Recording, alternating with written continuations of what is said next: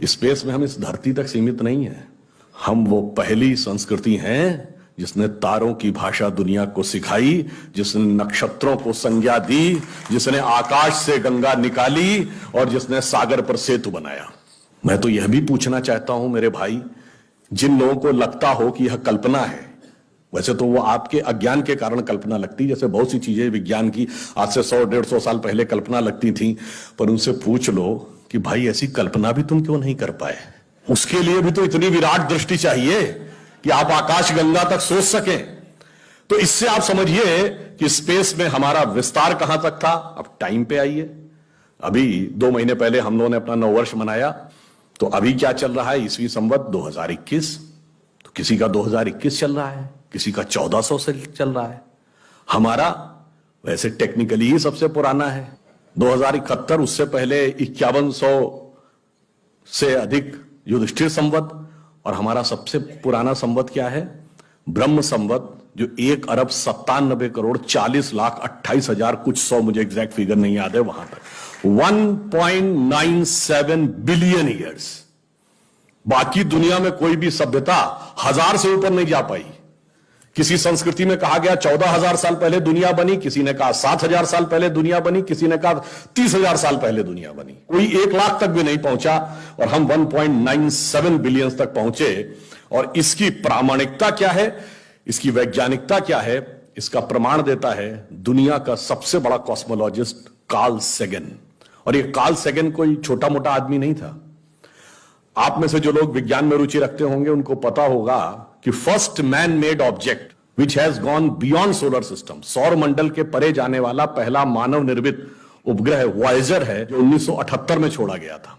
उस वॉयेजर में एक संदेश अंकित किया गया, उसमें चित्र भी बने हैं, भाषाएं भी लिखी हैं, तरह तरह की वॉइस रिकॉर्डिंग भी है। उस संदेश को जिस कॉस्मोलॉजिस्ट ने बनाया उसका नाम है कार्ल सेगन। तो आप समझिए वो कितना बड़ा और कितना महत्वपूर्ण व्यक्ति था। कार्ल सेगन लिखा है, only the ancient cosmological calculations of Hindus matches with the modern scientific calculations because they went to the billions। और आज हम मानते हैं कि 4.5 बिलियन ईयर है अर्थ की आयु, 1.97 बिलियन हमारे यहां मानी गई। कार्ल सेगन कहता है others were not able to even reach 100,000 and Hindus have calculated up to billions। तो अब ये एक वैज्ञानिक कह रहा है कि हमारा टाइम में कितना लंबा व्याप है और स्पेस में कितना लंबा व्याप है। तो आपको यह समझना चाहिए कि जिसे हम सांस्कृतिक राष्ट्रवाद कहते हैं वो कितना गहरा और गंभीर है। अब मैं आपसे कभी पूछूं कि दुनिया में सभी धर्म संस्कृतियां दावा करती हैं कि हमारे पास बिल्कुल अलग विचार है, हमने बड़ा अच्छा विचार दिया है। अगर हम आपसे पूछें कि हमारी संस्कृति में ऐसा क्या है जो दूसरे में नहीं है, बहुत से लोग कहेंगे साहब उसमें बड़ा सदाचरण की बात कही गई, नैतिकता की बात कही गई। तो लोग कहेंगे ठीक है भाई, दूसरी जगह भी कही गई, शायद कोई फॉलो करता है या नहीं करता। पर मैं अगर आपसे पूछूं कि वो चीज बताइए जो हमारे यहां लिखी और दूसरी जगह लिखी ही नहीं, वो क्या है? आप सबने नाम सुना होगा Vedic mathematics. Have you ever heard of mathematics as a part of religious text? ये सिर्फ हमारे यहां। गणित धार्मिक पुस्तक का हिस्सा है। Ayurveda medical science, it is globally accepted as a structured medical science, by name itself is a part of Vedas। Medical science धर्म ग्रंथ का हिस्सा हो, गणित धर्म ग्रंथ का हिस्सा हो, ये दुनिया में कहीं नहीं, बाकी जगह विज्ञान और गणित का धर्म से संघर्ष है। हमारे यहां वो धर्म ग्रंथ से उद्भूत हो रहे हैं। ये फंडामेंटल डिफरेंस है हमारे और उनके बीच में। और इतना ही नहीं, मैं कभी आपसे, आप लोगों ने ध्यान दिया हो अगर गणित की जो खोज है, वैसे तो बहुत सारी चीजें थी जो अंग्रेजों के आने के बाद छुपा दी गई, क्वाड्रेटिक इक्वेशन हो, अलजेब्रा हो, ट्रिग्नोमेट्री हो, ये सारी चीजें। मगर एक ऐसी चीज है जो कमोबेश सभी लोग मानते हैं, चलो ये तो मान ही लेते हैं कि भारत ने दिया। वो क्या था? शून्य। अब कहा जाता शून्य किसने दिया? आर्यभट्ट ने खोजा। अरे भाई आर्यभट्ट ने खोजा नहीं, आर्यभट्ट की किताब में पहली बार तुमको लिखा हुआ मिला। अगर आर्यभट्ट ने शून्य खोजा तो बौद्ध मत में शून्यवाद का सिद्धांत कहां से आया? वो तो आर्यभट्ट से पहले के थे। और ये बताइए कौरवों की 18 अक्षौणी सेना से लेके भगवान राम की जन्म कुंडली बन रही थी, वो बगैर शून्य के बन रही थी। वास्तविकता यह है कि शून्य वेदों से निकला और वो इस बात को स्वीकार करने को तैयार नहीं होते थे कि धर्म ग्रंथ से निकलता है, इसलिए उनको छटपटाहट थी, इसलिए वो कहने का प्रयास करते हैं किसी और ने निकाला था। और समस्या क्या है, हमारे यहां तो भगवान राम की जो कुंडली निकली है वो जब नासा के प्लैनेटोरियम सॉफ्टवेयर में डाली गई तो 7114 समथिंग बीसी की डेट निकल आई। अब बताइए, वैसे तो मैं नहीं मानता कि वो डेट सही है, उसके अंदर नक्षत्रों का कैलकुलेशन किया जाए तो बहुत पीछे आएगा, परंतु बताइए उन लोगों ने हमको समझा दिया कि हम अवैज्ञानिक हैं और हम अंधविश्वासी हैं, जिनमें किसी एक के यहां लिखा है कि धरती चपटी है और एक के में लिखा धरती चारों तरफ सूरज घूमता है। और ऐसे महान ज्ञानदेव पाड़े लोगों ने हम लोगों को समझा दिया कि हम अनसाइंटिफिक थे और धरती को चपटी और धरती को इस सौरमंडल का केंद्र कहने वाले लोग वैज्ञानिक थे। आज भी जब सूर्य ग्रहण या चंद्र ग्रहण होता है, आप नासा की ऑब्जर्वेटरी बताती है ना, 1950 से पहले नासा नहीं था। आप जाके पूछिए, गांव में कोने में बैठे हुए किसी पंडित से कहिए, पंडित जी पंचांग में देख के बताओ सूर्य ग्रहण कब है, और जो वो हमारा पंचांग बताता है और जो नासा की ऑब्जर्वेटरी बताती है, कभी उसमें दिन तो छोड़िए घंटे और मिनट का भी अंतर देखा है? हमारा तो कैलकुलेशन 5500 साल से एज इट इज चला रहा है, और उसके बाद उन्होंने हमें बताया कि हम अवैज्ञानिक हैं। आज भी आप बताइए, उत्तर भारत में उतना नहीं दिखता, दक्षिण भारत के मंदिरों में जाइए, नवग्रह बने हैं तो सूर्य केंद्र में है कि धरती केंद्र में है? सूर्य के 7 किरणें होती हैं, 7 घोड़े सूर्य के बने कि नहीं मंदिरों में? अब बताइए, ऐसा हमारे दिमागों में भर दिया जाता है। हम सब ने, हम लोगों ने भी विज्ञान में पढ़ा कि सबसे पहले नवग्रहों की खोज किसने की? केपलर ने, Kepler's law of planetary motion.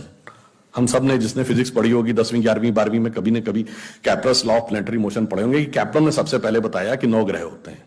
अब ये बताइए, इधर जब हम पूजा करते हैं तो पंडित जी हाथ में जल ले क्या बोलते हैं? ब्रह्मा मुरारी त्रिपुरांतकारी भानु शशि भूमि सुतो बुधश्च और गुरुश्च शुक्र शनि राहु केतु सर्वे ग्रहा शांति करो भवन्तु। अब ये 9 ग्रहों के नाम केपलर बताए थे कि पंडित जी बताए हैं, और हजारों साल से बता रहे हैं।